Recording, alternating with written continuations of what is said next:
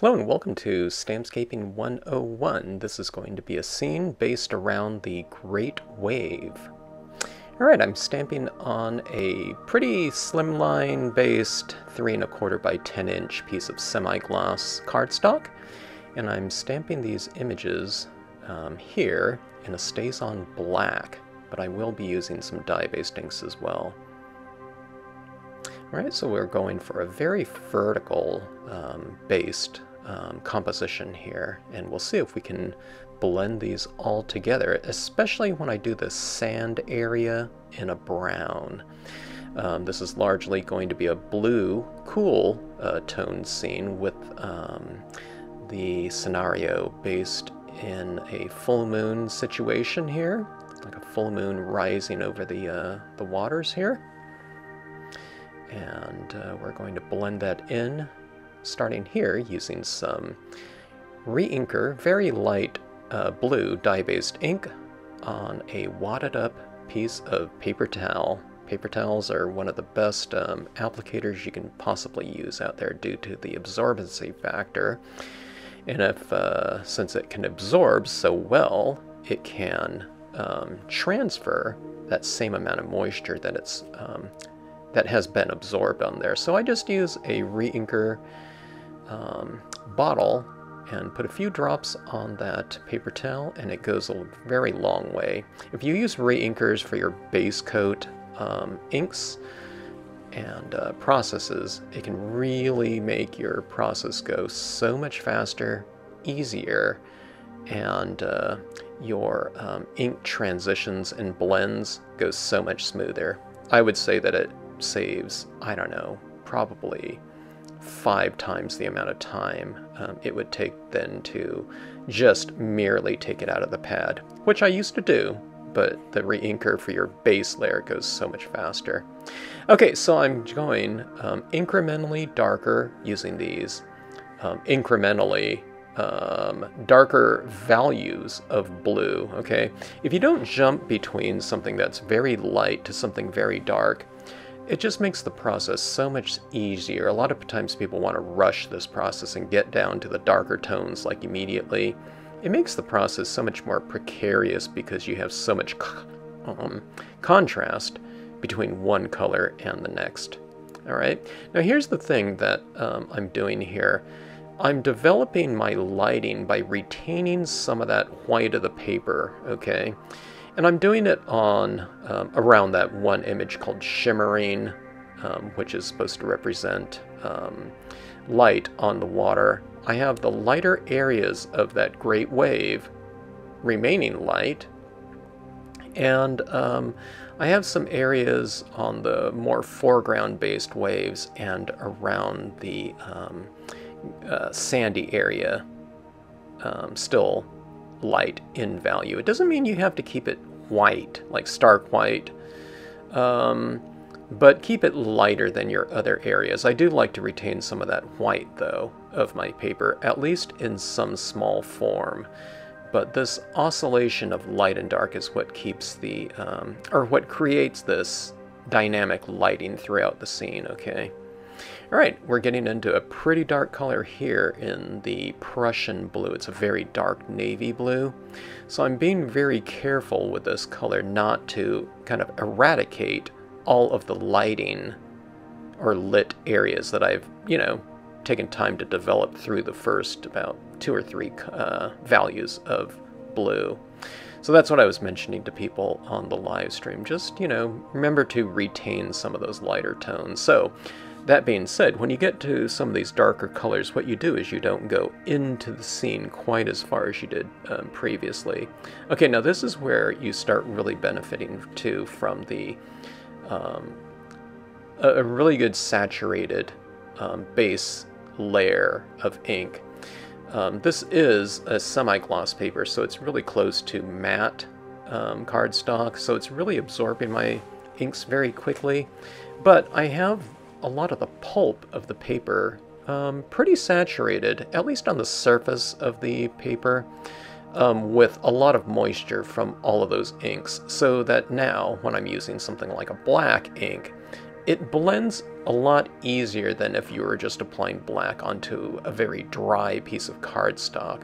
When you're applying wet into kind of semi-damp, it's easier to blend than a wet applicator on a very dry, very absorbent surface. So even at that, when I was going with this black here, it was a little bit clunky. You can see my transitions aren't really that great here. I could have went back in and recoated the entire paper with that very light tone reinker blue, but I didn't bother with that because I knew that I was going to be applying some of my tones with colored pencils and alcohol inks, and that kind of refines my dye-based ink applications here. Okay, so you don't have to worry about getting things done so smoothly when you are working on papers where you can apply different types of media to resolve those types of problems, you know, blending problems, okay? A lot of times people kind of run into something like in their third stage or something like that, and they don't kind of develop it, and they get kind of panicky, like, oh my god, this isn't coming out. But see right here, I'm just going on with my various values of pencils now, and that'll really kind of blend things together really nicely.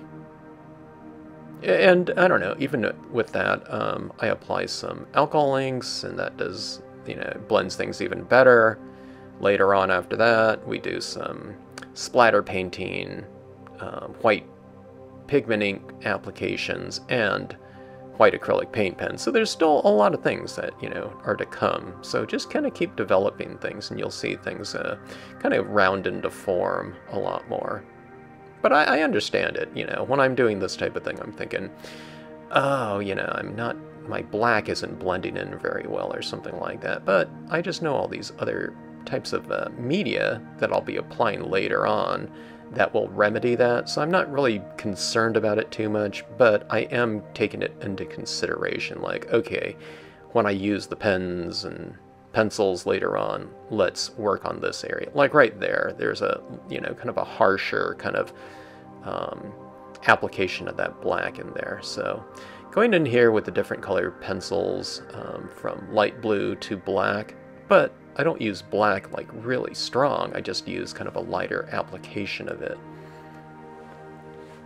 Okay, so you can kind of go back in, you know, you can go back to your lighter tones of blue if you need to, you know, when you get through to from one color to the next, it doesn't mean you can't go back and just use some more of that lighter tone on there. Okay. Adding in some additional shadows, really developing the shadow work through the use of the colored pencils here. Now, if you're doing it on glossy cardstock, you know, colored pencils don't apply to, you know, a very slick surface as easy as it can to, you know, a more porous surface. Okay, here we're going on with the alcohol markers. The alcohol markers over the top of a freshly stamped stays-on image can smear it, but by the time I got to these alcohol inks, my stays-on had been setting up for, I don't know what it was, 45 minutes or something like that. And it didn't smear at all, so it really gave them time to dry and set within the paper, so no problem. But I did go with some of the alcohol inks over my dye-based ink impressions as well. Okay, so adding a little bit of a kind of more firm mass into the background in the form of these islands, stamping them in stays-on ink right over the top of some colored pencils. I'm always a little bit concerned about whether or not my stays-on ink or any type of ink will apply over the top of wax. You know, that's not a good surface to apply that with.